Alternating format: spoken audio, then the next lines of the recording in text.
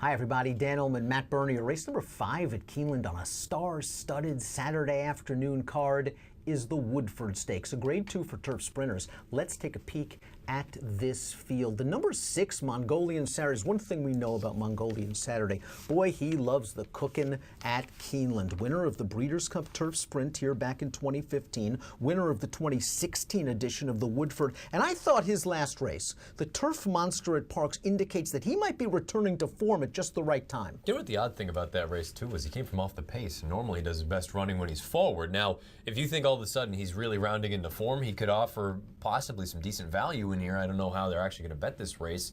I can't imagine he goes off at 3-1, but you know, you get Javier, you could do a heck of a lot worse at a decent number going 5.5 at Keeneland. I wonder if at the ripe old age of 7, he doesn't have that blazing early speed anymore. He's still pretty fast out of there, but he's not a need-the-lead type. And in that Turf Monster, he was steadied entering the far turn. He had to alter course to the far outside in the stretch, and Pure Sensation, as much as Mongolian Saturday likes Keeneland, Pure Sensation likes Parks. I wonder if Mongolian Saturday with Javier is going to be fairly dangerous. And you're right, maybe he'll drift up a little bit in price. Let's take a look at the Timeform pace projector for this race. Pace, of course, always key, but especially in turf sprints. And Latent Revenge is the kind of horse I think you should never underestimate, because his speed plays, and last time out, he got cooked early. We don't see that red fast-paced bar here. It might be a more favorable situation for Latent Revenge at a big price. Yeah, second off the bench, too. You almost feel like this is what the goal has been all along. Let's get a race into him and let's move on to this spot.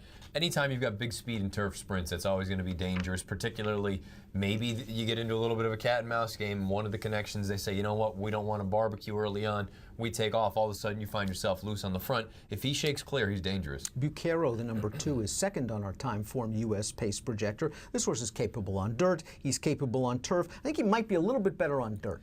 I actually picked this horse in this race last year and ran, for me, fine enough, considering he was 30-1. He was forwardly placed. And he was in duel. Yeah, and he got cooked early on, and he didn't really get embarrassed in there. I just wonder, boy, if he couldn't, and I'm not saying that all of a sudden, you know, the two races are the same, but I just wonder if maybe from a class standpoint he's not quite this good against some of these harder hitting horses like a Hoagie or anybody else. Hoagie ran second to Mongolian Saturday in this race last year. He was claimed for $80,000 2 starts back by Michael Maker, a sign of confidence, claiming an 8-year-old gelding for that sum. Well, what did Hoagie do? He came back, he won a grade 3 stakes race at Kentucky Downs, and here's a formulator fact that might allay your fears of a bounce. Past 3 years, last out turf winners, second after the Michael Maker claim.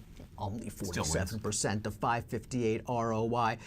I wonder if that Kentucky Downs race, that 6.5 at this point in his career, was really good for him. I think he needs some pace, and I just didn't think that was a very strong field. He can easily win the Woodford at a short price. I'd fade him a little bit. To me, it's more a matter of the 6.5 as opposed to the 5.5. I think the additional distance is really what got him over.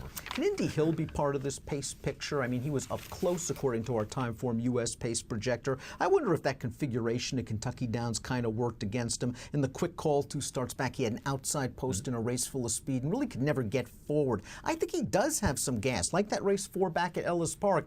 He's a little bit up against it, but he can be part of the pace picture. I was going to say, I figure he's going to be forwardly placed. I don't know that he's quite as good as some of these other horses, so maybe he doesn't really factor when it's all said and done, but maybe he muddies the pace. Ballandine's only raced twice on the turf, and he's only raced once in a turf sprint, and that was last time out at Churchill Downs, where he finished second in an optional claiming race. The problem is his Beyer top of 78 just isn't going to do it. No, it's not, and I wonder maybe this is going to be a reawakening for him, but at the same time, boy, he's going to need to improve by so much. Mongol Bull was dangled for a tag in his last 2 races, and the drop in class helped improve. He was able to hit the board. I'm just not sure he's this kind of horse right now, ready for the graded stakes ranks. Yeah, echo the same thing for these past couple. I just don't think right now he's quite this fast. Top selections for the grade 2. Woodford kicks off a $250,000 guaranteed pick 5.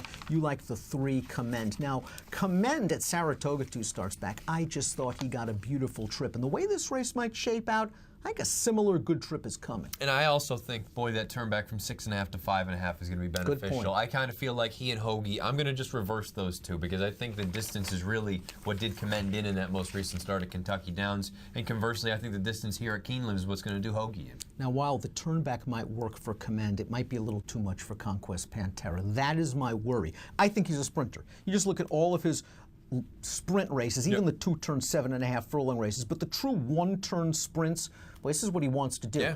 I just think he's more of a 6, 6.5, 7 horse than 5.5. But his race in the Woodbine Mile was good enough because he must have been 4-5 path pressing that pace that was set by world approval. He packed it in at the mile where I think is a little bit too long for him.